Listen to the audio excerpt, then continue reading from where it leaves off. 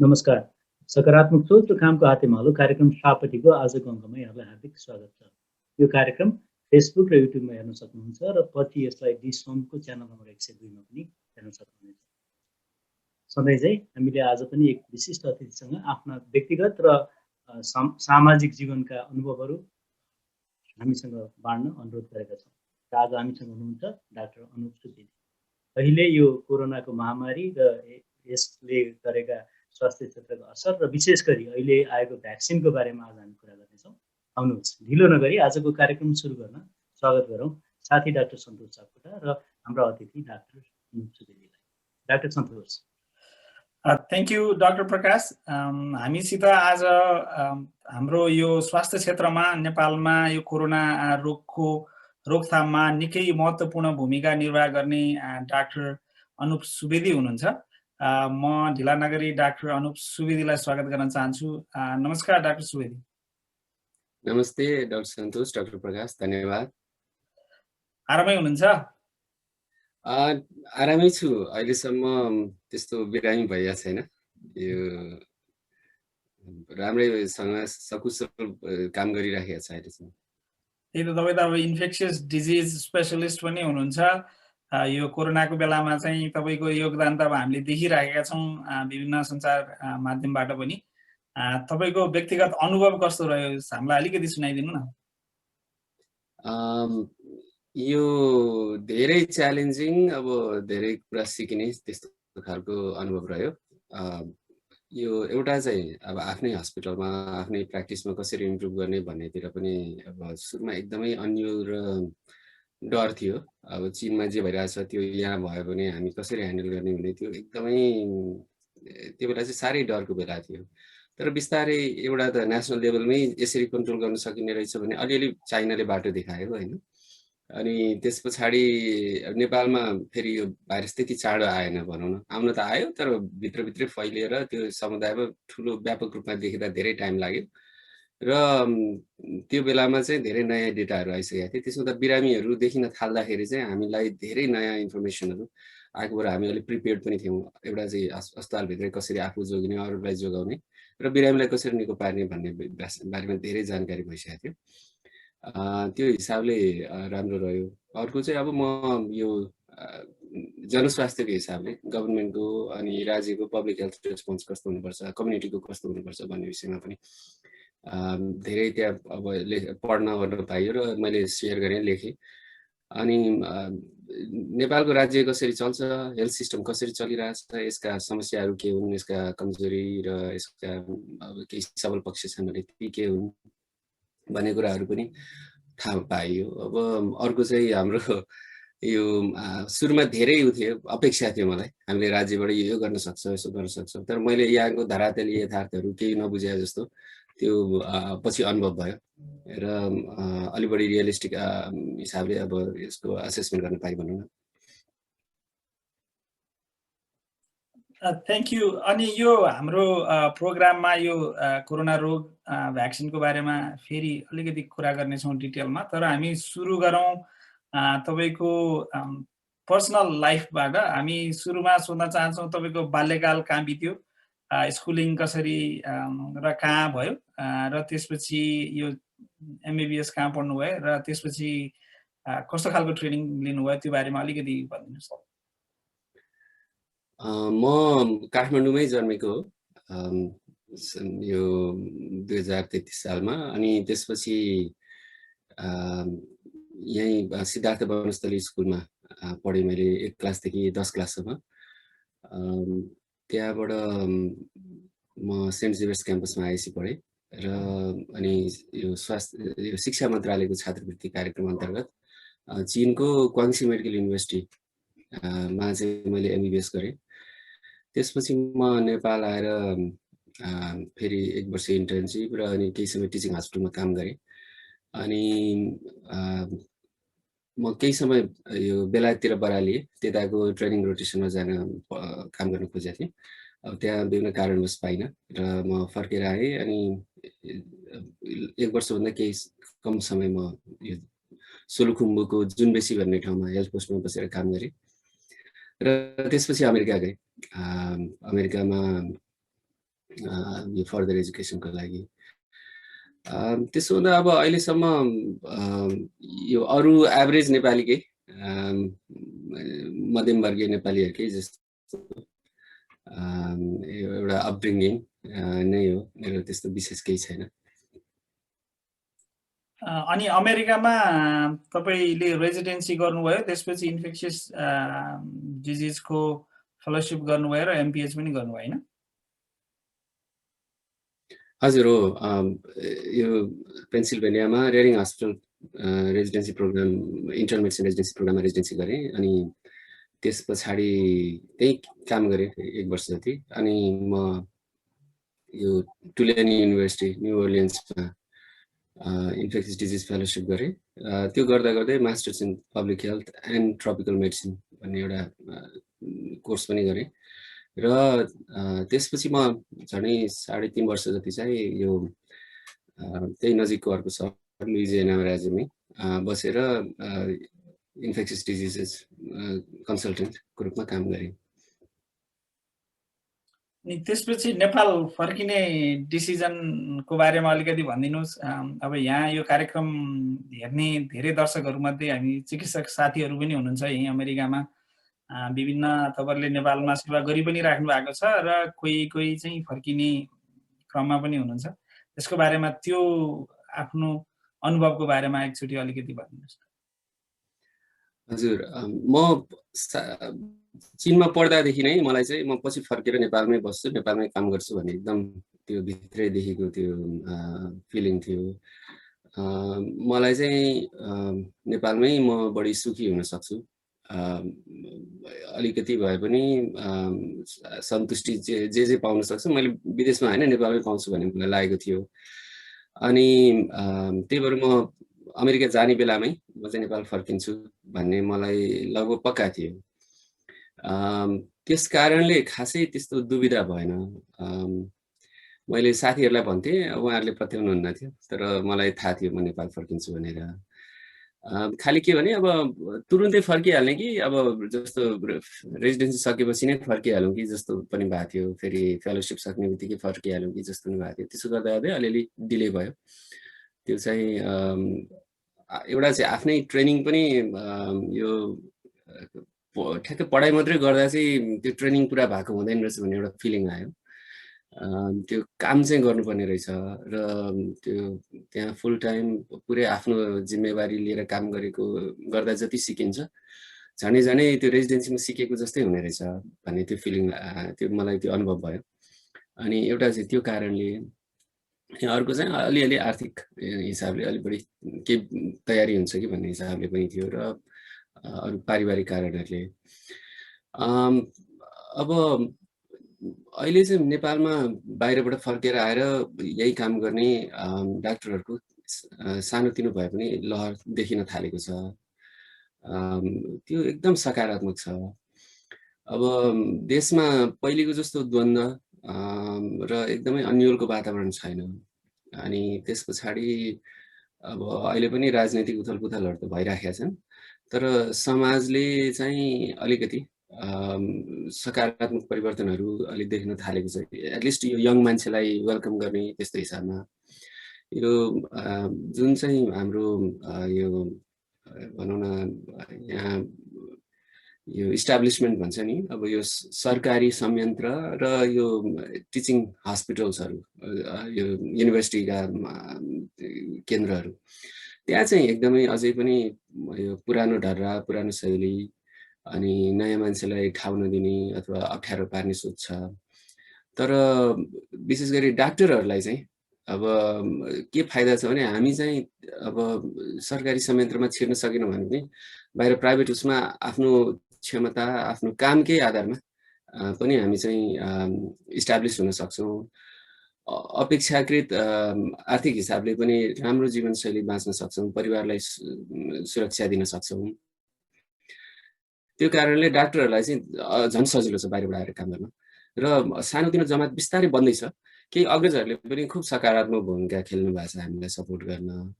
र अब बिस्तारै हाम्रै उमेरका अथवा हामीभन्दा यङ मान्छेको जमात बन्दै गएको भएर अब नयाँ डाक्टर आउनु खोज्दा चाहिँ उहाँहरूलाई धेरै सजिलो हुन्छ जस्तो लाग्छ मलाई। यो लाइसेन्सिङमा पनि अलिकति समस्या परेको थियो हैन? हजुर हो। अब यो चाहिँ अलिकति चाहिँ थाहा नपाएर होला यहाँको जसले लाइसेन्सिङ गर्नुहुन्छ अथवा जसले नियम बनाउनुहुन्छ उहाँलाई यो अलिक विदेशतिरको सिस्टम थाहा नपाएर अलिकति चाहिँ यो अलिकति यो रोक्न नै खोज्ने, बाहिरबाट आउने मान्छेलाई चाहिँ अलिक कन्ट्रोल गर्न खोज्ने अलिक सोच पनि छ जस्तो लाग्छ। यो दुइटै कुराहरू होला। अब कस्तो छ भने अब युएसमा काम गर्ने मान्छेहरूले अब रेजिडेन्सी गर्दाखेरि अब थेसिस भनेर छुट्टै त लेख्दैनन्, तर अब एकाडेमिक पब्लिकेसन्सहरू त हुन्छ अथवा एकाडेमिक वर्क अरू विभिन्न किसिमको हुन्छ हैन। अनि ठ्याक्कै यहीँको जस्तो खोज्ने, यहाँ हामीले जे गरेका छौँ ठ्याक्कै त्यस्तै हुनुपर्छ भने, अनि अथवा त्रिभुवन युनिभर्सिटीले चाहिँ इक्विभ्यालेन्स दिँदाखेरि चाहिँ अब हाम्रोमा 3 वर्ष प्रोग्राम छ, 3 वर्ष प्रोग्रामलाई मात्रै हामी चाहिँ अब डिएम इक्विभ्यालेन्ट दिन्छौँ भन्ने, अनि सरकारले त्यही अनुसार नियम बनाइदिने। अनि अब र टियुका मान्छेहरूलाई चाहिँ अब कुनै विषयमा 2 वर्ष ट्रेनिङ प्रोग्राम हुन्छ जस्तो फेलोसिपमा भने, अब त्यसलाई त हामीले एक्सेप्ट गर्नु पर्यो नि। अमेरिका जस्तो ठाउँमा हुने ट्रेनिङ नै त्यही हो भने त्यसलाई एक्सेप्ट नगर्ने खालको अलिकति त्यो साइकोलोजिकल त्यो यहाँ समस्याहरू छ। त्यो चाहिँ बिस्तारै चिरिँदै गइन्छ होला जस्तो लाग्छ। त्यसको लागि पनि जमात आउनुपर्छ। बिस्तारै मान्छेहरू आएपछि यो बिस्तारै परिवर्तन हुन्छ। तर मैले भने नि अब सरकारी संयन्त्र छिर्नलाई त्यस्ता व्यवधानहरू छन्, निकै छन्। तर सरकारी संयन्त्र नछिरिकन आफ्नो विषयमा एकदम निष्ठापूर्वक म काम गर्छु, केही चिज गरेर देखाउँछु भन्ने जाँगर हुने मान्छेलाई या अरू थुप्रै ठाउँहरू चाहिँ बनाउन सकिन्छ, बनेको छ। धन्यवाद। हजुरले नेपालमा गएर यो महामारीको बेलामा यति धेरै योगदान पुर्याउनु भएको छ। अब जुन व्यवस्थामा हुनुपर्ने कुराहरूदेखि लिएर अब क्लिनिकल गाइडलाइनहरूमा पनि सबै ठाउँमा काम गरेर एकदमै सहयोग गर्नुभएको छ। र अहिले यो महामारीकै कुरा भइराखेको हुँदा हामीले चाहिँ विशेष गरी अहिले सबैभन्दा बहस अब स्वास्थ्य क्षेत्रमा कुरा भइराखेको कुरा भ्याक्सिनको बारेमा थोरै कुरा गरौँ। हाम्रो उद्देश्य भनेको चाहिँ यो हाम्रो दर्शकहरू, सर्वसाधारण दर्शकहरूलाई पनि केही जानकारी दिउँ भन्ने पनि हो। अब यो एउटा प्राणघातक र सङ्क्रामक रोग कोभिडको बारेमा हामीले सुनेको, भोगेको, यसको असरहरू भोग्यो 1 वर्षभन्दा बढी भइसक्यो। र एउटा सौभाग्य नै भन्नुपर्छ यो विज्ञान र प्रविधिको पूर्व तयारी, अध्ययन, अनुसन्धानले गर्दा एउटा नयाँ रोग देखिएको 1 वर्षमा नै धेरै प्रकारका भ्याक्सिनहरू उपलब्ध भइसकेका छन् र हामी त्यो लगाउन पनि पाएका छौँ। अब यसमा चाहिँ कतै कतै जनमानसमा यो भ्याक्सिनको बारेमा केही सन्देह पनि रहेको हुनसक्छ। त्यसलाई पनि अलिकति तिर्ने कोसिस गरौँ। सबैभन्दा पहिला चाहिँ यो भ्याक्सिन भनेको के हो? हामीले सबैले जस्तो मेरो हजुरआमाले सोध्नुभयो भने के भन्नु पर्ला भ्याक्सिन भनेको के हो भनेर? एकदम यस्ता सरल प्रश्नहरू नै सबैभन्दा जटिल हुन्छन् हैन।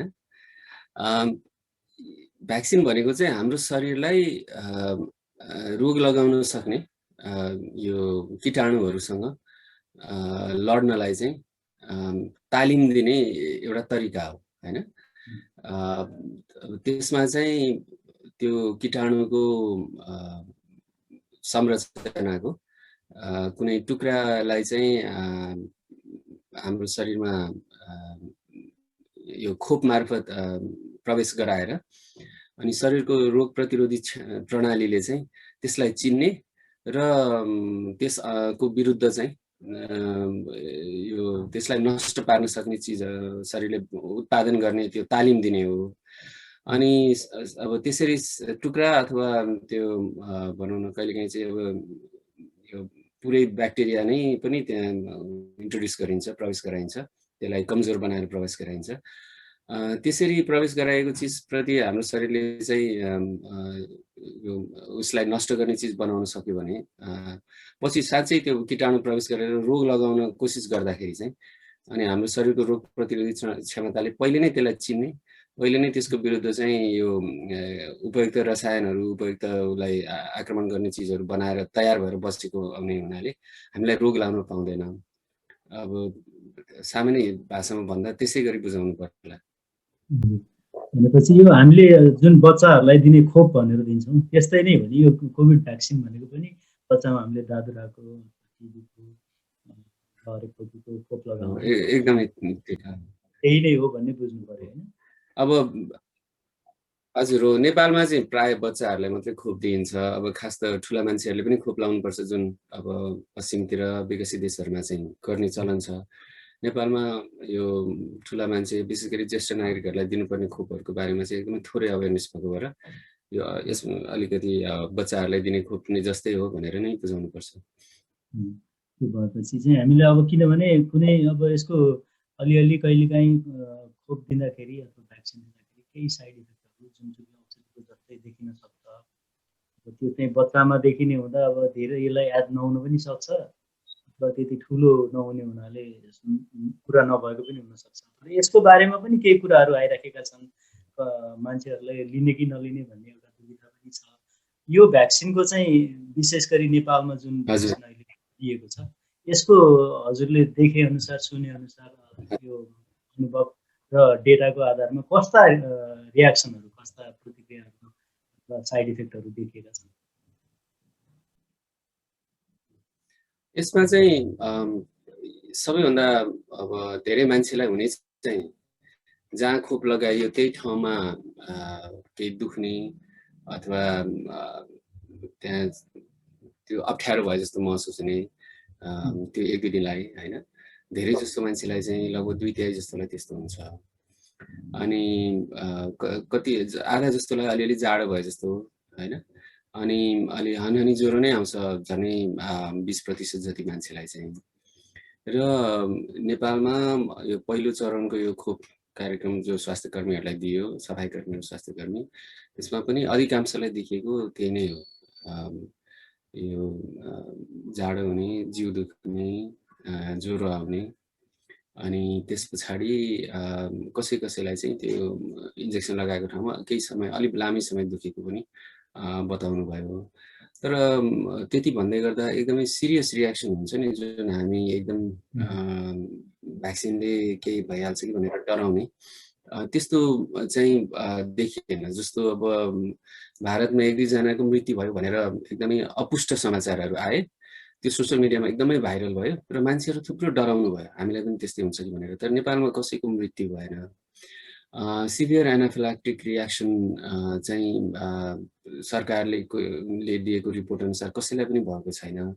त्यो एनाफिलाक्सिस भन्नाले चाहिँ जसलाई चाहिँ खोप लगाएको आधा घन्टाभित्रै एकदमै कडा खालको एलर्जी प्रतिक्रिया हुन्छ र त्यसमा चाहिँ अब सास फेर्नै गाह्रो हुने, जिब्रो सुन्निने अथवा यो घाँटी पछाडि सुन्निएर चाहिँ सास रोकिने खालको अथवा यो एकदम ब्लड प्रेसर कम हुने, त्यस्तो रियाक्सनहरू चाहिँ सरकारी प्रतिवेदनमा चाहिँ यत्रो अहिलेसम्म 3 लाखभन्दा बढी मान्छेले लगाइसक्दा पनि भएको छैन। र यो एक हिसाबले विश्वव्यापी अनुभव हो होइन। जस्तो केही दिन अगाडि पढाएको थिएँ, यो अमेरिकामा मोडर्ना र फाइजरको चाहिँ भ्याक्सिनहरू लगाएको 10औं लाख मान्छेले लगाइसके। अब त्यसमा त्यस्तै केही दर्जन मान्छेलाई मात्रै एनाफिलाक्सिस भएको छ।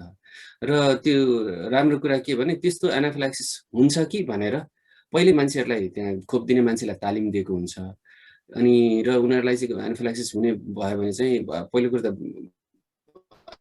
खोप दिएपछि 15 देखि 30 मिनटसम्म उनीहरूलाई त्यहाँ अब्जर्भ गर्नु भनेर सिकाएको छ। र मैले जहाँ खोप लिएँ त्यहाँ उहाँहरूले राम्रोसँग अब्जर्भ गर्नुभएको थियो। हामी गङ्गालाल अस्पताल गएको थियौँ र अनि त्यहाँ कसैलाई त्यस्तो रियाक्सन भयो भने यो औषधि दिने भनेर उहाँहरूलाई तालिम दिएको छ र उहाँले तुरुन्तै दिन सक्नुहुन्छ। र त्यो दिएपछि त्यो एनाफिलाक्सिसबाट केही पनि हुँदैन फेरि होइन, मान्छे त्यो निको भइहाल्छ होइन केही घन्टाभित्रै। अनि त्यसो हुँदाखेरि त्यस्तो डराउनु पर्ने खोपले चाहिँ कडा केही साइड इफेक्ट निम्ति होला कि भनेर डराउनु पर्ने छैन। र भइहाल्यो भने पनि हजुरले भने जस्तो खोप दिने ठाउँहरू चाहिँ जहाँ छन् त्यहाँ चाहिँ पूर्ण रूपमा तयार भएर त्यस्तो साइड इफेक्ट देखियो, एनाफिलाक्सिस भयो भनेदेखि त्यसलाई उपचार गर्ने गरी तयार छन् सबै। हजुर, त्यो भयो। त्यसपछि अनि अर्को एकदमै कमनली आउने प्रश्न भनेको चाहिँ अब कस्तो मान्छेले लिने, कस्तो मान्छेले नलिने भन्ने जस्तो एउटा यङ मान्छेको कुरा गर्दाखेरि अब त्यो नेपालमा यङ के अरे 55 वर्षभन्दा कम उमेर समूहकालाई पनि दिने सुरु भइसक्यो कि छैन अझै? छैन। अब अहिलेसम्म स्वास्थ्यकर्मी, सफाइकर्मी अनि त्यसपछि एकदम यो कङ्ग्रिगेटेड लिभिङ सेटिङ्सहरू भन्छ नि, जस्तो वृद्धाश्रम अनि जेलका कैदीहरू नेपालमा सुरुमै जेलमा फैलिएको सङ्केतहरू पनि थियो धेरै पहिला नै। अनि त्यसमा त अब जसलाई चाहिँ थुनेर पनि राखेको छ अथवा अशक्तताको कारणले जो साँच्चै उम्केर भाग्न पनि पाउँदैनन्, अनि केयर गिभरहरू यस्तो अथवा अरू वरिपरिका मान्छेका कारणले जो असाध्यै जोखिममा हुन्छन् त्यस्तो मान्छेहरूलाई दिनुपर्ने, जसरी अमेरिकामा नर्सिङ होम्सहरूमा दियो। अनि सुरुमा दिएको चाहिँ उहाँहरूलाई हो। अनि त्यस पछाडि अब त्यो खोप चाहिँ अब सरकारले जति स्वास्थ्यकर्मीहरूलाई, सफाइकर्मीहरूलाई दिन्छु भनेको थियो त्यसको आधाले पनि लाउनु भएन होइन। अनि त्यस कारणले खोप धेरै जोगिएपछि अब अहिले चाहिँ सरकारले एक हिसाबले एडहक निर्णय गरेर अब यो ब्याङ्कको कर्मचारीहरू, अब अलि धेरै मान्छेहरूसँग इन्टरेक्सन गर्नुपर्ने पेसामा भएका यङ मान्छेहरू नै अधिकांशलाई दिइरहेछ। अब फागुन 23 गतेदेखि चाहिँ अब यो 60 वर्षभन्दा माथिका नागरिकलाई हामी दिन सक्छौँ भन्ने सरकारको त्यो विज्ञप्तिहरू स्वास्थ्य मन्त्रीको अन्तर्वार्ताहरू चाहिँ आइरहेका छन्। सरकारले अब सिरम इन्स्टिच्युटसँग थप 20 लाख डोज किन्नलाई पैसा पठाइसक्यो भनेर पनि पढिएको छ। अब त्यस्तो भयो भने चाहिँ अब बल्ल ज्येष्ठ नागरिकहरूले अब लाउन पाउनुहुन्छ होला त्यस पछाडि चाहिँ।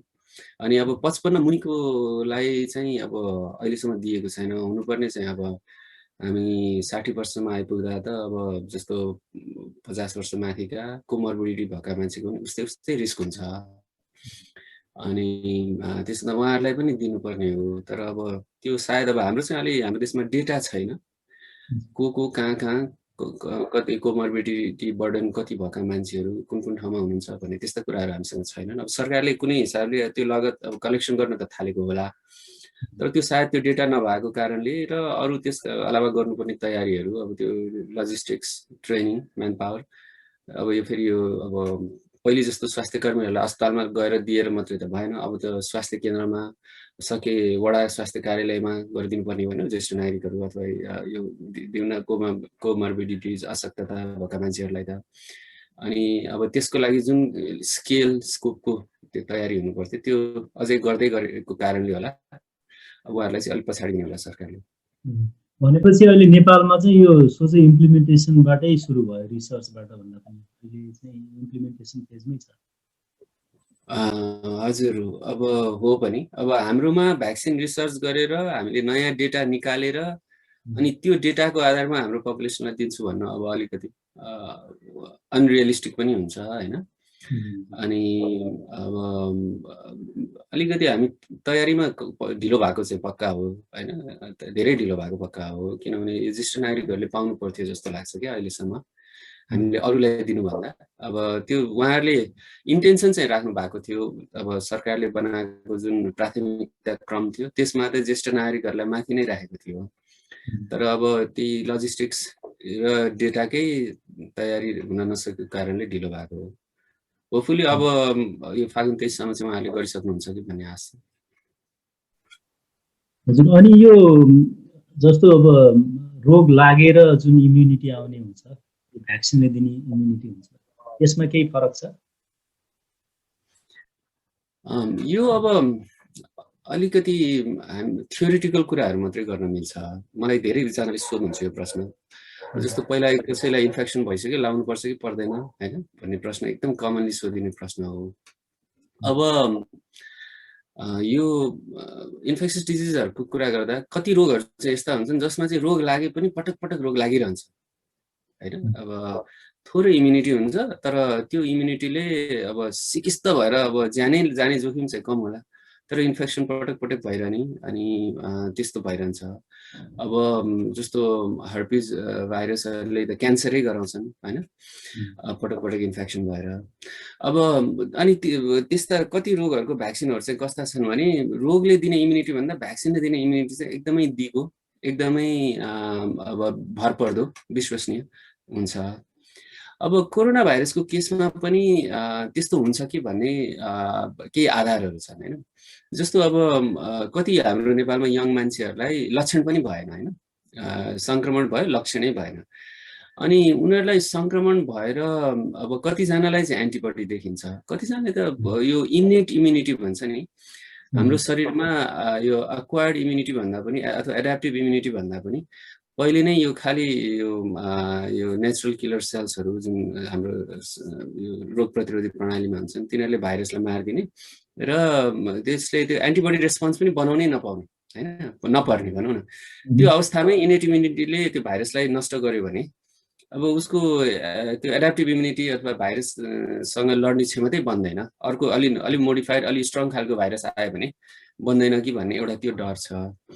अनि अर्को चाहिँ अब त्यो हामीले जुन देख्छौँ एन्टिबडी रेस्पोन्सहरू त्यो फेरि अब भनौँ 6 महिना 7 महिनासम्म त देखिरहेछ, तर अब 1-2 वर्षसम्म रहन्छ कि रहँदैन भन्ने अहिलेसम्म थाहा छैन यदि नेचुरल इन्फेक्सनबाट भएको इम्युनिटी।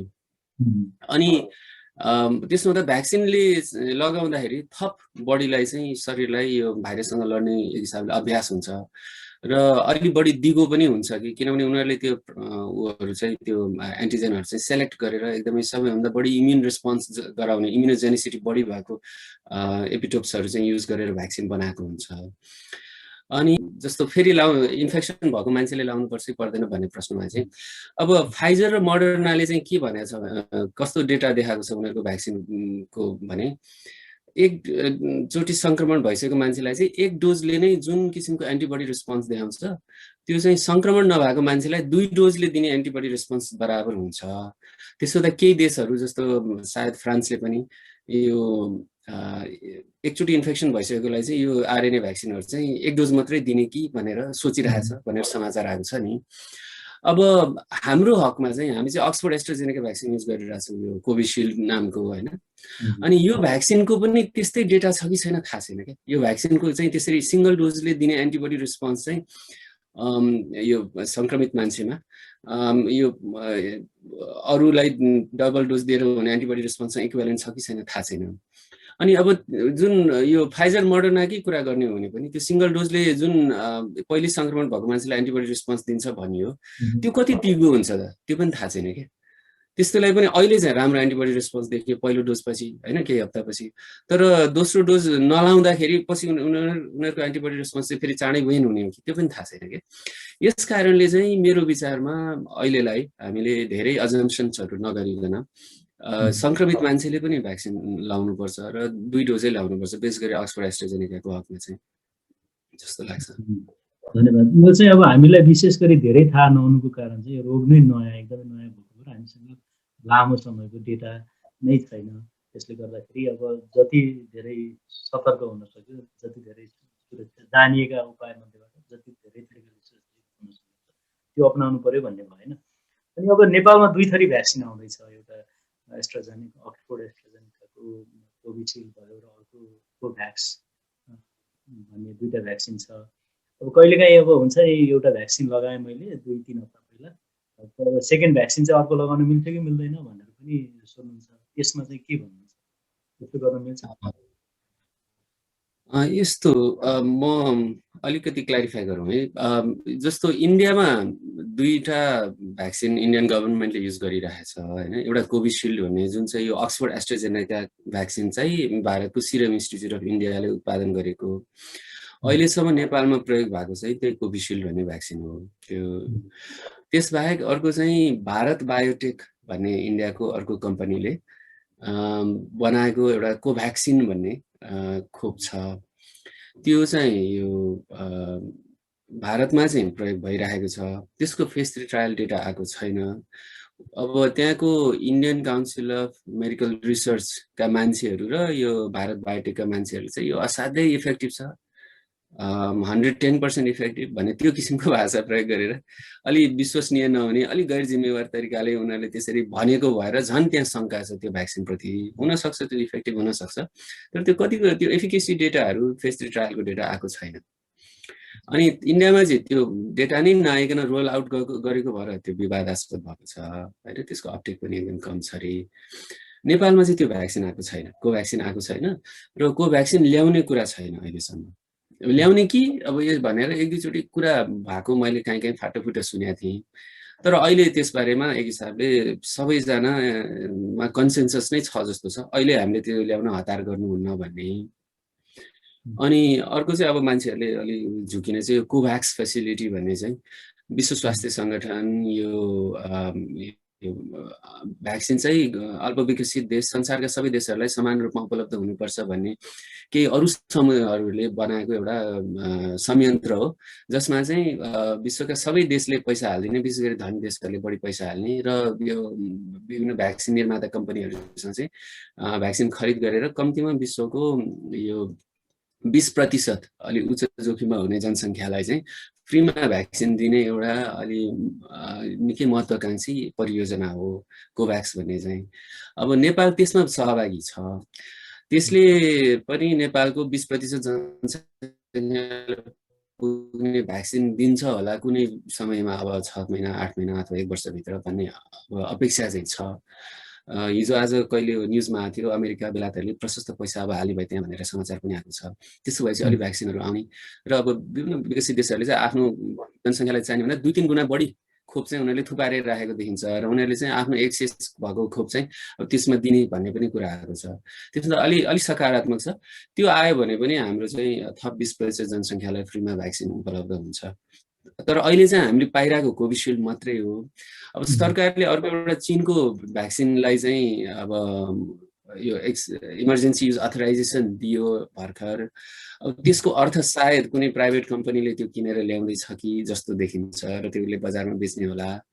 अब त्यो चाहिँ अब अझै डेटाकै प्रतीक्षामा छौँ त्यो भ्याक्सिन बारे चाहिँ। त्यसको पनि फेस 3 ट्रायल डेटा चाहिँ हामीले आएको छैन। त्यो खालि पत्रिकामा आएको रिपोर्टहरू मात्रै देखेका छौँ।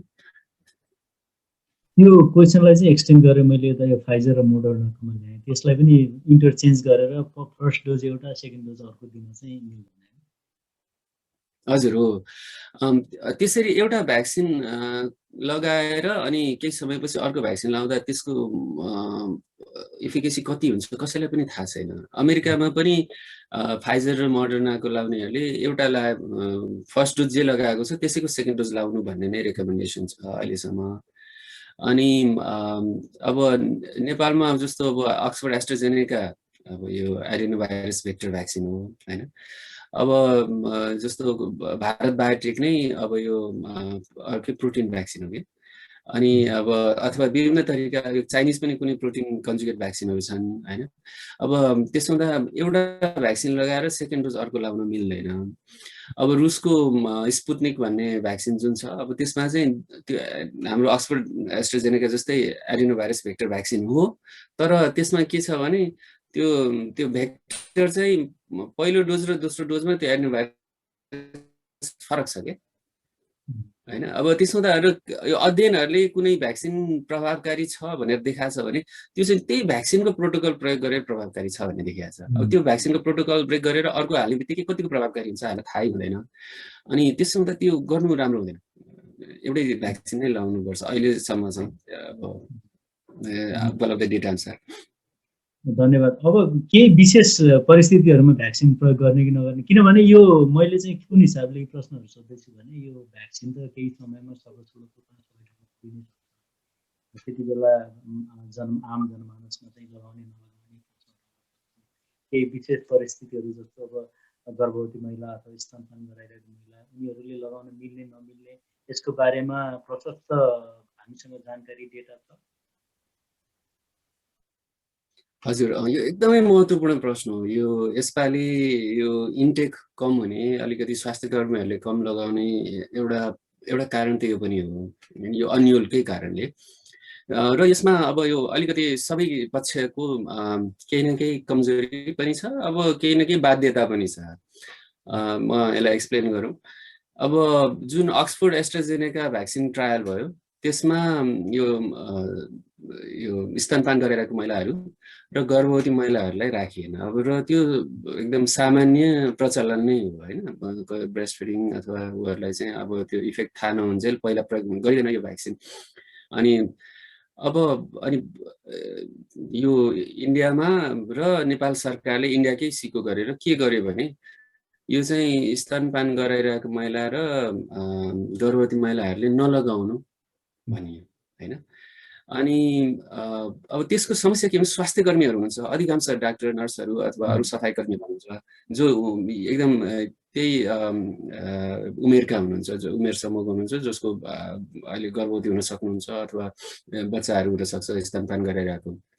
अनि उहाँहरूले के गर्ने भन्ने प्रश्न आयो होइन। अनि अब यसको चाहिँ अब विकसित देशहरू, पश्चिमी देशहरूले चाहिँ कसरी यसलाई एड्रेस गरेका छन् भने, जस्तो बेलायतमा जहाँ धेरै अक्सफोर्ड एस्ट्राजेनेका भ्याक्सिनहरू लगाइयो होइन सुरुदेखि। अब यो उनीहरूले के भन्यो भने क्लिनिकल ट्रायलमा उहाँहरूलाई सामेल गरिएन, तर स्तनपान गरिरहेको महिला र यो गर्भवती महिलाहरूलाई यो भ्याक्सिन लगाउँदा हानि हुन्छ अथवा यो बच्चाहरू, उहाँहरूको बच्चाहरूलाई हानि हुन्छ भन्ने चाहिँ कुनै पनि बायोलोजिकली प्लजिबल कारण चाहिँ हामीसँग छैन है। हामीले अहिलेसम्म त्यस्तो केही भेटेका छैनौँ जसले चाहिँ यो बच्चाहरूलाई हानि हुन्छ भनेर भन्छ होइन। त्यसो हुँदा त्यो हिसाबले डराउनु पर्ने कारण छैन। त्यस कारणले चाहिँ अब उनीहरूले चाहिँ के भन्यो भने जसको चाहिँ आफ्नो कार्यस्थल अथवा अरू विभिन्न कारणले चाहिँ जो यो इन्फेक्सन हुने उच्च जोखिममा हुनुहुन्छ उहाँहरूले चाहिँ भ्याक्सिन लगाउनु सम्भवतः फाइदा हुनसक्छ। आफैले निर्णय गर्नु अथवा तपाईँ स्वास्थ्य कर्मीसँग सल्लाह गरेर निर्णय गर्नु भनेर उनीहरूले चाहिँ त्यसो भने। र बेलायततिर यो युरोपेली देशहरूमा चाहिँ प्रशस्त मान्छेले गर्भवती अथवा यो ब्रेस्ट फिडिङ गरिरहेको महिलाहरूले यो भ्याक्सिन लगाउनु भएको छ र अहिलेसम्म अब त 2-2.5 महिना हुन लाग्यो यस बारेमा त्यस्तो हानिकारक साइड इफेक्ट आएको त्यस्तो कुनै रिपोर्टहरू आएको छैन। अनि नेपालमा पनि त्यस्तै गरिदिए हुन्थ्यो हैन। नेपालमा सरकारले त्यही अनुसार भाषा बोलिदिए हुन्थ्यो।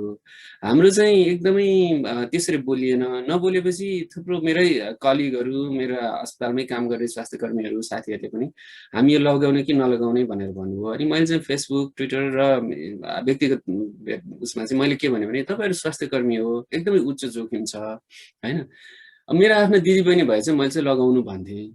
अमेरिका बेलायततिर चाहिँ यसरी भनेको छ हैन। अब फाइजर मोडर्नाको पनि त्यही केस हो हैन। अनि उनीहरूले अब ट्रायलमा इन्भल्भ नभए पनि उनीहरूले लगाएका छन्। अहिलेसम्म त्यस्तो हानि भएको केही देखिएको छैन। त्यसो त मैले चाहिँ लगाउनु भन्छु। तर यो त तपाईहरुको आफ्नो निर्णय हो। जसको उच्च जोखिम छ हैन, जो चाहिँ अब एक वर्ष म आउने 1 वर्ष म पुरै घरमै बस्छु, बाहिरको मान्छेसँग सम्पर्क गर्दिन, म बाहिर निस्किन्न भनेर जो त्यो किसिमको जीवनशैली जसलाई साध्य छ नि, जसले गर्न सक्नुहुन्छ उहाँहरूले नलाए पनि हुन्छ होला। तर त्यो जो चाहिँ अब अस्पतालमा काम गर्नुपर्छ, अहिले त मान्छेहरूले मास्क पनि लाउन छोडेका छन्, खाली नाकमुनि लाएर भिडिरहेका हुन्छन् हैन। एकदमै त्यो आफूले सतर्कता लिँदै पनि अरूको कारणले आफू जोखिममा पर्ने डर छ नि। अनि त्यस्तो मान्छेहरूले त अब सम्भवतः लगाउनु पर्छ होला। त्यसै अनि सरकारले चाहिँ यहाँ अलिकति हाम्रो कमजोरी के भएको छ भने तपाईले बच्चा पाउन प्लान गरिरहनु भएको छ भने पनि नलाउनु है भनेर भनिदिएको छ। त्यो जहाँ काउन्सिलिङ हुन्छ भ्याक्सिन लाउनु अगाडि राम्रो ठाउँ अस्पतालहरुमा चाहिँ राम्रो किसिमको काउन्सिलिङ हुन्छ बसाएर के त्यो भ्याक्सिन लाउनु अगाडि। तर त्यो एउटा चाहिँ गलत सन्देश गएको छ। अब बच्चा गर्भवती पनि होइन, ब्रेस्ट फिडिङ पनि होइन, उहाँहरूलाई पनि तपाईको बच्चा पाउने प्लान छ भने नलाउनु होला भनिएको छ। त्यो चाहिँ कुनै पनि एभिडेन्स बेस्ड छैन। हो त्यस्तो कुराहरु चाहिँ हामीले अलिकति सुधार्नुपर्छ। यसमा यो फाइजर र मोडर्नाको चाहिँ अब मान्छेमा त होइन, उनीहरूले इन्भल्भ गरेन, त्यति धेरै डेटा छैन। तर एनिमल स्टडिजहरुमा चाहिँ जनावरहरुमा हेर्दाखेरि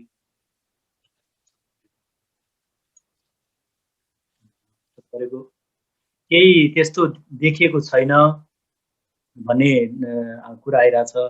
त्यसपछि अब अर्को कुरा भनेको हजुरले अघि पनि भन्नुभयो, मास्क चाहिँ लगाउनु पर्ने भन्ने छ नि। जुन भ्याक्सिन लगाइसकेपछि मान्छेहरूलाई एउटा भ्रम हुन सक्छ, अब त भ्याक्सिन लगाइयो मास्क लगाउनु पर्दैन, भौतिक दूरी हुन सक्छ। त्यसको बारेमा थोरै भनिदिनुहुन्छ? हजुर, अब भ्याक्सिनको एफिकेसी 100% त हुँदैन हैन। अनि अर्को कुरा एफिकेसी भनेको चाहिँ यो क्लिनिकल ट्रायलमा देखिएको प्रभावकारिताको एउटा मापन हो हैन। क्लिनिकल ट्रायल कहाँ भयो?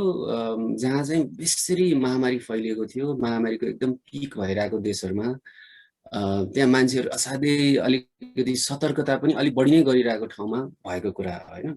अब त्यहाँ मान्छेहरुले मास्क लगाउँदै सबै यो प्रिकसनहरु लिँदै कति जनालाई संक्रमण भयो भन्ने डेटा हो हैन एफिकेसी भनेको। त्यो चाहिँ क्लिनिकल ट्रायल सेटिङमा।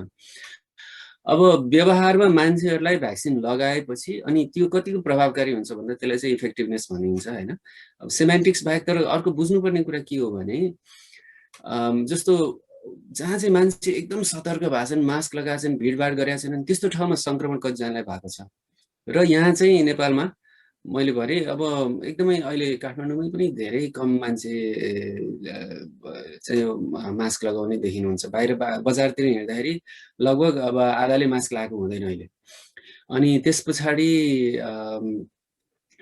यो भिडभाड उस्तै भइरहेछ, बसमा खाँदा उस्तै भइरहेको छ होइन। अब बजारतिर चहल पहल उस्तै छ।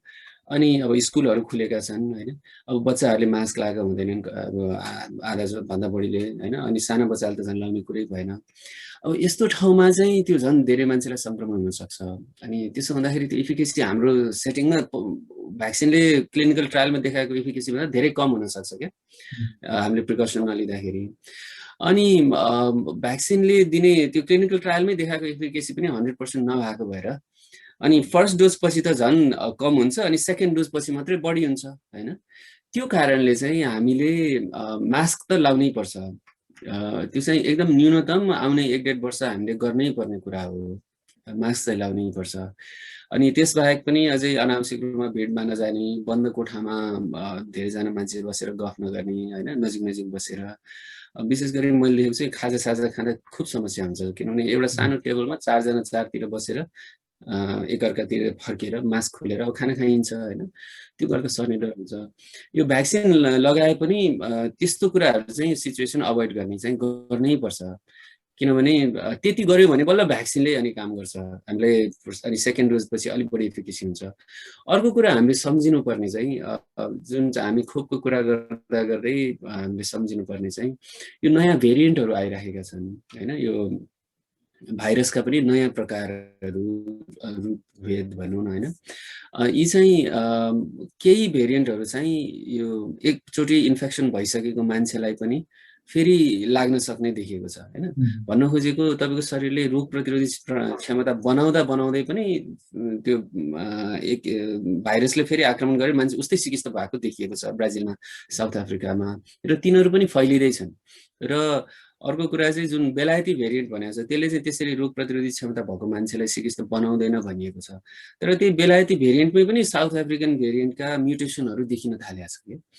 यो कारणले त्यस्ता भेरिएन्ट पनि बिस्तारै फेरि नेपालमा फैलिएलान्। अनि ती फैलिए भने पनि फेरि रोग त फैलिन सक्छ। त्यो बेला चाहिँ भ्याक्सिनले पनि प्रभावकारिता नदिन सक्छ। विशेष गरी यो अक्सफोर्ड एस्ट्राजेनेका भ्याक्सिन जुन हामीले लगाइरहेछौँ, अब हामीले अहिले पाउने पनि त्यही हो होइन। त्यसको चाहिँ त्यो कमजोरी देखिएको छ। विशेष गरी साउथ अफ्रिकन भेरिएन्टको लागि चाहिँ एकदमै कम प्रभावकारी भनेर देखिएको छ। यो कारणले गर्दा हामीले चाहिँ मास्क लाउने, यो भौतिक दूरी यस्ता नियमहरू चाहिँ पालन गर्नै पर्छ। भ्याक्सिन लगाइसक्दा पनि हामी पुरै ढुकाउन मिल्दैन। यो आफ्नै लागि र आफ्ना वरिपरिका मान्छेहरूलाई जोगाउनलाई नै गर्नु पर्यो। हजुर, मैले यो क्लिनिकल प्रश्नहरू धेरै सुने। अब एउटा लास्ट क्वेसन सोध्छु हजुरलाई। यो अब श्वास प्रश्वासमा असर गर्ने भाइरस भयो प्राइमेरीली, विशेष गरी मान्छेहरूलाई। यदि अब दमको रोगी छ अथवा अरू कुनै दीर्घ रोगी छ भने उहाँहरूले भ्याक्सिन लगाउँदाखेरि बढी रिस्क हुन्छ कि रोग लाग्दाखेरि बढी रिस्क हुन्छ? किनभने भ्याक्सिन लगाउने नलगाउने म आफै हो तपाईँले भन्नुभएन भने म आफै यो प्रश्न थप्छु भन्ने सोचिराखेको थिएँ। किनभने मलाई धेरैजनाले सोध्नुहुन्छ मलाई चाहिँ यस्तो रोग छ, मुटुको रोग छ अथवा फुक्सुको रोग छ, मैले भ्याक्सिन लाउनु हुन्छ कि हुँदैन, यो सुरक्षित छ कि छैन भन्ने एकदमै प्रश्न छ। तपाईँले भने जस्तै यो चाहिँ अब रोगबाट धेरै बढी रिस्क छ, भ्याक्सिनबाट हुने रिस्क चाहिँ एकदमै कम छ। अब नेपालकै अनुभव हामीले अब थाहा पाउन देख्न थालिसक्यौँ होइन। नेपालमै पनि भ्याक्सिन लगाएर सिरियस साइड इफेक्ट भएको एकदमै त्यो डेटा नै छैन। अब सामान्य त्यस्तै ज्वरो, यो जिउ दुख्ने यस्तो मात्रै छ। भनेपछि भ्याक्सिनबाट हुने साइड इफेक्ट असाध्यै कम छ। अनि भ्याक्सिन नलाउँदा हुने जोखिम त अब दिनदिनै देखिरहेको छु। म त अब मेरो हस्पिटलमा अब थुप्रो मान्छे आउनुभयो, आइसियुमा थुप्रो मान्छेको मृत्यु पनि भएको छ। अनि विशेष गरी जो दीर्घ रोगी हुनुहुन्छ, जसलाई चाहिँ डायबिटिज छ अथवा मुटुको रोग छ, फोक्सोको रोग छ, सबैभन्दा सिकिस्त हुने, सबैभन्दा मृत्युको जोखिम हुने फेरि उहाँहरू नै हो। त्यसमा त उहाँहरूले त झन् लाउनुपर्छ होइन। अरूले नलगाए पनि उहाँहरूले लाउनुपर्छ होइन। यो समुदायमा अरू कसैले भ्याक्सिन दिएन भने पनि त्यस्तो दीर्घ रोगी र उमेर बढी भएका मान्छेहरूलाई चाहिँ दिनै पर्छ। भनेपछि यसमा के बुझ्नु पर्यो भने यदि कोभिड लाग्यो भने त्यो त सिकिस्त बनाउने सम्भावना एकदमै धेरै भयो, आफूलाई कुनै रोग भए पनि नभए पनि। तर यदि भ्याक्सिन लगायो भने त्यसको रियाक्सन चाहिँ एकदमै कम देखिएको छ अहिलेसम्मको अनुभवमा। र यदि भ्याक्सिन लगाइसकेपछि पनि कोभिड रोग नै लागेछ यदि भने पनि जति नलगाउँदाखेरि जति शिथिल बनाउँथ्यो, जति सिभियर हुन्थ्यो त्यति हुँदैन भन्ने कुरा गर्नुभयो। हजुर हो, भ्याक्सिन लगाएपछि त्यो पनि महत्त्वपूर्ण पोइन्ट हो है। अब के देखिएको छ भने हामीले भ्याक्सिन 100% प्रभावकारी हुँदैनन्, केही मान्छेलाई चाहिँ भ्याक्सिन लगाएपछि पनि सङ्क्रमण भएको देखिएको छ भन्यो नि। त्यो भन्दै गर्दा अहिलेसम्म यो धेरै जसो भ्याक्सिन र यो अक्सफोर्ड एस्ट्राजेनेका जुन हामीले नेपालमा लगाइरहेको कोभिसिल्ड भ्याक्सिनको चाहिँ एकदमै स्पष्ट आँकडा के छ भने भ्याक्सिन लगाएपछि सङ्क्रमण हुने जोखिम केही भए पनि सिरियस सङ्क्रमण हुने एकदम सिकिस्त बन्ने सम्भावना चाहिँ 0 जस्तै छ, मृत्यु 0 छ। अहिलेसम्म भ्याक्सिन लगाएको मान्छेलाई सङ्क्रमण भएको भनिए पनि आइसियु भर्ना भएका छैनन् ती मान्छेको मृत्यु भएको छैन। यो अहिले अब 10औं हजारलाई क्लिनिकल ट्रायल गरेर आएको डेटा हो र अझै अब बेलायततिर त अब झन् 10औं लाखलाई लगाइसके हैन। र त्यसो हुँदाखेरि भ्याक्सिन लगाएपछि पनि सङ्क्रमण भयो भने मृत्यु चाहिँ भएको छैन भनेपछि भ्याक्सिनले त्यो एटलिस्ट सिकिस्त हुनुबाट र ज्यान जानुबाट त 100% जस्तै जोगाउने रहेछ भन्ने चाहिँ एकदम स्पष्ट छ। धन्यवाद। अब हामीले यो रोगको बारेमा भ्याक्सिनको बारेमा धेरै कुरा गऱ्यौँ र यो कुरा गर्दै जाँदाखेरि हामीले छुटाउनै नहुने भनेको चाहिँ यो हाम्रो व्यवस्था, हाम्रो जुन म्यानेजमेन्ट हुन्छ व्यवस्थापनले चाहिँ कसरी असर गर्छ हाम्रो यो सबै कामहरूमा, यसलाई सफल बनाउन भन्ने पनि थोरै कुरा गर्नुपर्छ। यसको लागि डाक्टर सन्तोष हजुर केही सोध्न चाहनुहुन्छ? Thank you. धेरै नै जानकारीमूलक सूचना दिनुभयो डाक्टर अनुप तपाईँले। र मलाई चाहिँ यो म आफू अब पहिला क्लिनिकल्ली एक्टिभ भएको तर अहिले नाम मात्रै सबैले डाक्टर भनेको भए पनि अब यो फेसबुकमा एक्टिभ भएको भएर मलाई धेरैले क्वेसन सोध्नु भयो। नेपालबाट पनि यो लगाइसकेपछि चाहिँ धेरैले मलाई सोधेको एउटा क्वेसन चाहिँ यो अलिअलि सामान्य ज्वरो आयो भने चाहिँ यो के गर्नुपर्छ, हामीले अस्पताल जानुपर्छ कि पर्दैन, कस्तो कन्डिसनमा चाहिँ भ्याक्सिन लगाइसकेको 1-2 दिनमा चाहिँ अस्पताल जानुपर्छ, त्यो बारेमा चाहिँ जानकारी पाए हुन्थ्यो भन्नुभएको छ। हजुर, यो भ्याक्सिन आएपछि ज्वरो आउने, जिउ दुख्ने चाहिँ एकदम सामान्य कुरा हो। अब धेरै थरी भ्याक्सिनहरुमा यस्तो हुन्छ, बच्चा-बच्चीलाई भ्याक्सिन लाउँदा पनि यस्तो हुन सक्छ है भनेर हामी सिकाउँछौँ नै। र ज्वरो आयो भने सिटामोल दिने अथवा यो ब्रुफेन भन्छौँ नि हामी, आइबुप्रोफेन, अथवा नेपालमा चाहिँ सिटामोल र आइबुप्रोफेन मिसिएका कम्बिनेसनहरू धेरै पाइन्छ। हो त्यस्ता औषधिहरू खाने गर्न सकिन्छ ज्वरो आयो भने। अनि अस्पतालै जाने चाहिँ अब तपाईँ एकदमै शिथिल भए जस्तो लाग्यो, रिङ्गटा लाग्यो, अब हैन लडिन्छ कि जस्तो भयो, अथवा ज्वरो आउन कम भएन हैन। अब ज्वरो चाहिँ अब 1-2 दिनमा रोकिनु पर्थ्यो, अब 2 दिन पछाडि पनि 3-4 दिनसम्म ज्वरो आइरहेको छ भने अस्पताल जाने। अनि कोहीलाई चाहिँ अब यो इन्जेक्सन गरेको ठाउँमा, इन्जेक्सन लगाएको ठाउँमा इन्फेक्सन हुनसक्छ हैन। त्यो बाहिरको त्यो राम्रोसँग त्यस स्पिरिट स्वाबहरूले दलेर त्यसलाई ड्राई बनाएर अनि मात्रै भ्याक्सिन लाउनु पर्ने हो। अनि त्यसो नगर्दा कहिलेकाहीँ यो सतहमा भएको ब्याक्टेरियाहरू चाहिँ भित्र छिर्छ खोपसँगै, र अनि त्यो सेलुलाइटिस भन्ने त्यो छालाको इन्फेक्सन अथवा अलिक गहिरो इन्फेक्सनहरू हुनसक्छ। अनि त्यस्तो भयो भने पनि अब ज्वरोहरू त्यो निको हुन त्यो ठाउँमा सुन्निने, रातो हुने भइरहन्छ। र त्यसलाई चाहिँ एन्टिबायोटिक चाहिन्छ। भनेपछि सामान्य जिउ दुख्ने ज्वरो आउने 1-2 दिनसम्म कोही पनि जानु परेन। अब एकदम शिथिल भयो जस्तो लाग्यो अथवा एकदम वाकवाकी बान्ता हुन थाल्यो अथवा अरू कुनै किसिमले हैन यो सामान्य रियाक्सन भन्दा अलि जटिल हो कि जस्तो लाग्यो भने चाहिँ अस्पताल जाने। Thank you. अनि यो भनौँ न त्यो ज्वरो कति दिनपछि सम्म रहिरह्यो भने फेरि कोरोना टेस्ट गराउने त्यो बारेमा पनि अलिकति मान्छेलाई दुविधा चाहिँ भएको छ हैन। कोरोनाको जस्तै सिम्पटम्स भएको छ, भ्याक्सिन लगाएको 4-5 दिनसम्म पनि ज्वरोहरू कम भएन, खोकी लागिराख्यो अथवा चाहिँ त्यस्तो खालको सिम्पटम्स भयो भने कोरोना परीक्षण गर्नुपर्छ कि पर्दैन भनेर पनि मलाई 2-3 जनाले सोध्नु भएको थियो। हजुर त्यो जस्तो अमेरिका इजरायलतिरको डेटाहरूले पनि देखिएको छ कति मान्छेलाई अब कोरोना भाइरस संक्रमण भएको हुन्छ अब लक्षण सुरु भइसकेको हुँदैन लक्षण सुरु नभएको हुनाले अब यो भ्याक्सिन लाउन जानुभयो तर 1-2 दिनमा अनि कोरोना भाइरसकै लक्षण देखियो अनि परीक्षण गर्दा कोरोना भाइरस संक्रमण देखियो भने त्यो विदेशतिरको नि उदाहरण छ अब त्यस्तो सिचुएसनमा चाहिँ अब तपाईलाई 24 देखि 48 घण्टाभित्र ज्वरो कम भएन हैन र अनि विशेष गरी कोरोना भाइरसका अरु लक्षणहरू देखिन थाले जस्तो खोकी लाग्ने घाँटी दुख्ने हैन अनि अब यो अथवा श्वास प्रश्वासमा समस्या आउने त्यस्तो देखियो भने चाहिँ यो त कोरोना भाइरस नै हो कि भनेर परीक्षण गर्न जानुपर्छ। धन्यवाद। यो सापटी टक शोमा आइदिनु भएकोमा तपाईलाई धेरै धेरै धन्यवाद। अब यो सापटी टक शोको बारेमा अलिकति जानकारी दिनुपर्दा हामीले खास यो नामै सापटी चाहिँ राख्नको कारण चाहिँ हामी गेस्टको समय चाहिँ सापटी लिन्छौँ र उहाँहरूले गर्न खोजेका सामाजिक काममा हामीले आर्थिक रूपमा अथवा चाहिँ यो सूचनाहरूलाई प्रवाह गर्ने एउटा माध्यम हामीले उहाँहरूलाई त्यो इन रिटर्न चाहिँ त्यो सापटी स्वरूप हामीले त्यो पैँचो तिर्छौँ। त्यही भएर नै यसको नाम हामीले सापटी राखेका हौँ। अहिलेसम्म हामीले गत वर्ष 12वटा प्रोजेक्ट गऱ्यौँ र यो वर्ष चाहिँ डाक्टर गोविन्द केसी आउनु भएको थियो र हामीले डोल्पामा एउटा सानो प्रोजेक्ट गऱ्यौँ। तपाईको पनि कुनै सामाजिक कामहरू छ र जसमा चाहिँ हामीले केही सहयोग गर्न सक्छौँ भने त्यसको बारेमा पनि हामीलाई जानकारी दिनुहोस्, हामी सहयोग गर्नेछौँ। एकदमै अब यो मलाई यसमा आमन्त्रित गर्नुभएकोमा एकदमै आभारी छु। अब कुन सामाजिक कामको लागि चाहिँ तपाईहरुले सदाशयतापूर्वक यो दिन खोजेको यो रकम प्रयोग गर्ने भनेर म साथीहरुसँग छलफलको क्रममा छु। म केही दिनमा आफूलाई उपयुक्त लागेको कार्यक्रमको बारेमा तपाईलाई जानकारी गराउँछु। धन्यवाद।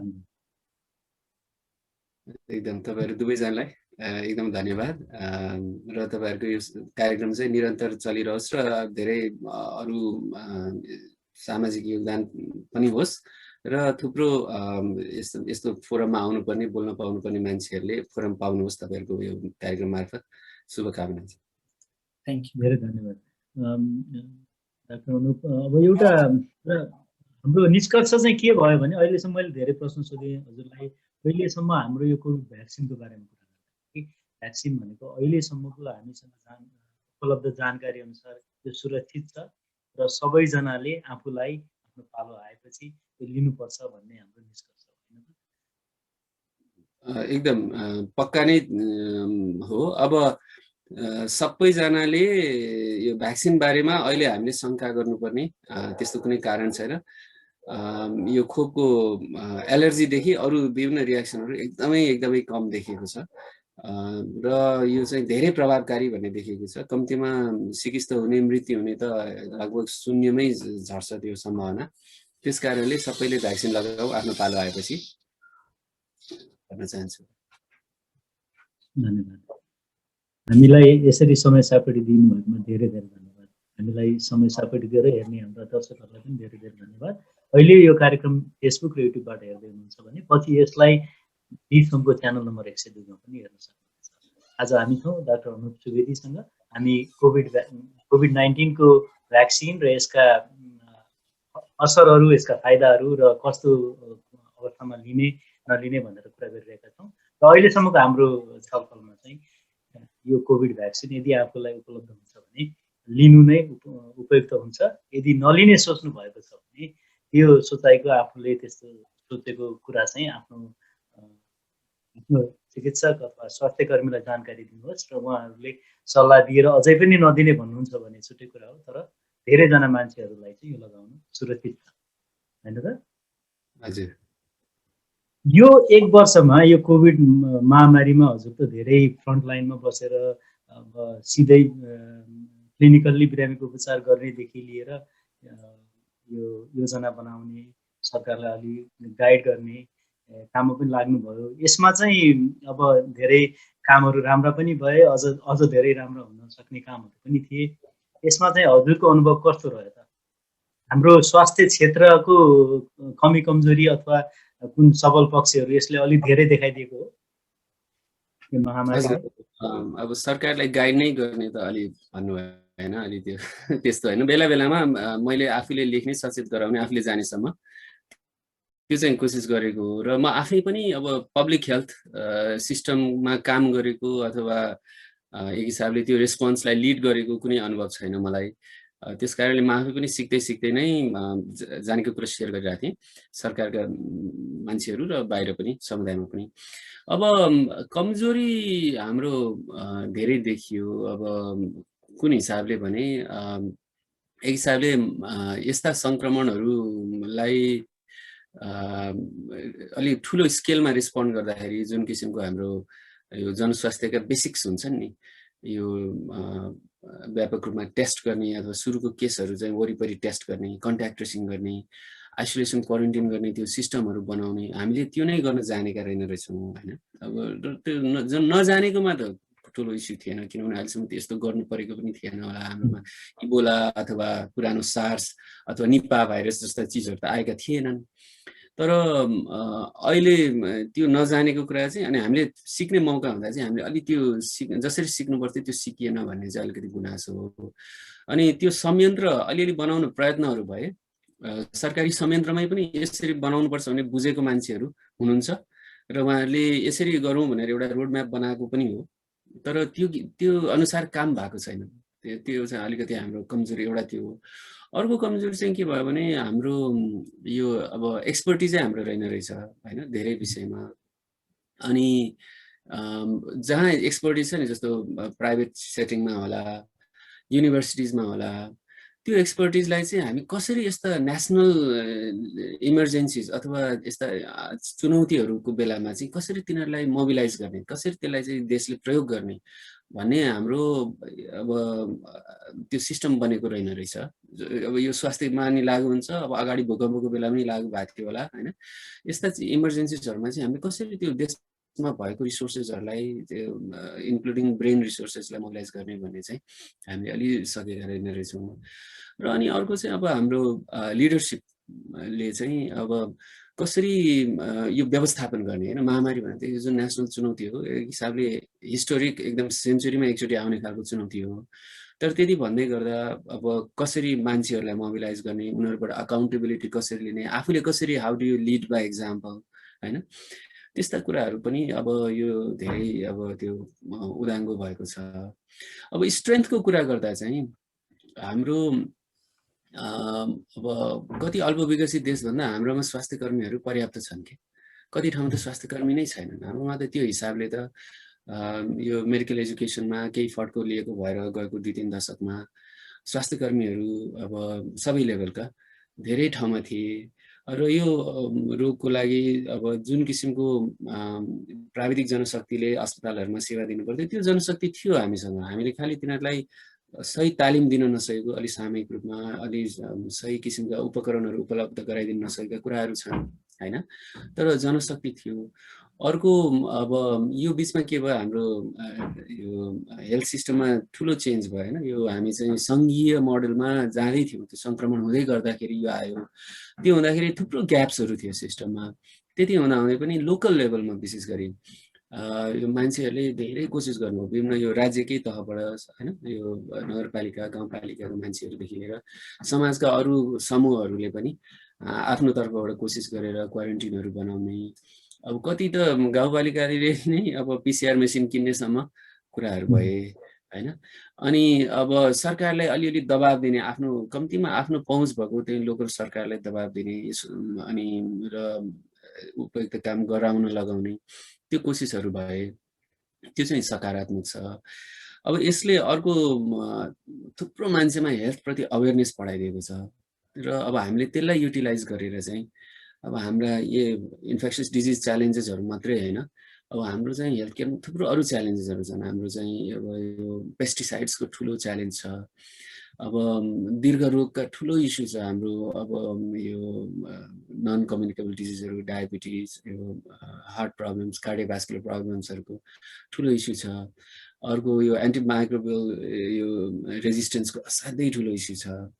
अनि वेस्ट म्यानेजमेन्ट हाम्रो यो फोहोरहरू फाल्ने, अनि वायु प्रदूषण होइन, असाध्यै ठुल्ठुला च्यालेन्जेसहरू छन् जुन चाहिँ हाम्रो सायद अब हेल्थ केयर सेक्टरमा आउने 20-30 वर्ष 50 वर्षको लागि सबभन्दा मेजर च्यालेन्जेसहरू हुन्छन्। हो तिनीहरूलाई एड्रेस गर्न चाहिँ एक किसिमको अवेरनेस र एक किसिमको अलिकति चेतनाको मोबिलाइजेसन भएको छ कि अब त्यो चाहिँ अब हामीले युटिलाइज गर्न सक्नुपर्छ। यसका बावजुद पनि धेरै राम्रा कामहरू भयो। हाम्रो स्वास्थ्यकर्मी साथीहरूले धेरै खटेर काम गर्नुभयो। यहाँलाई र सबै स्वास्थ्यकर्मी साथीहरूलाई पनि धेरै धेरै धन्यवाद।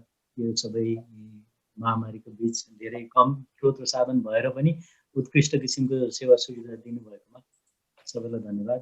र फेरि पनि म यो फेरि दोहोऱ्याउँछु, भ्याक्सिन चाहिँ यदि उपलब्ध हुन्छ र लगाउन पाउनुहुन्छ भने लगाउनु होला। यदि नलगाउने विचार गर्नुभएको छ भने आफ्नो चिकित्सक स्वास्थ्यकर्मीलाई त्यो जानकारी दिनु होला, उहाँहरूको सल्लाह मान्नु।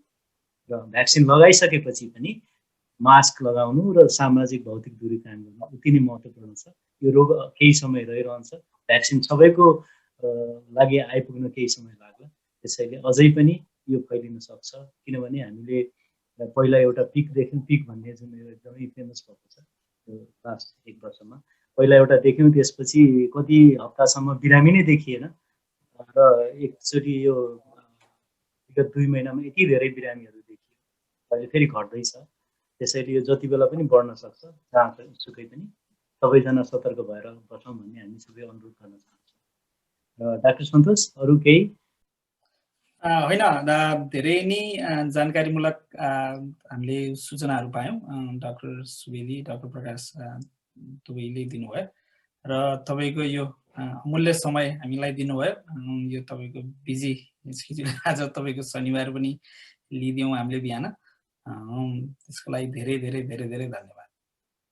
हजुर, तपाईँहरू दुवैजनालाई यो अवसरको लागि एकदमै धन्यवाद र यो सकारात्मक तपाईँहरूको अभियान चलिरहोस्, शुभकामना। धन्यवाद। सकारात्मक सोच र कामको हातेमालो कार्यक्रम सापटीमा जोडिने गर्नुहोला। अहिलेको लागि हामी बिदा हुन्छौँ। धन्यवाद। नमस्कार।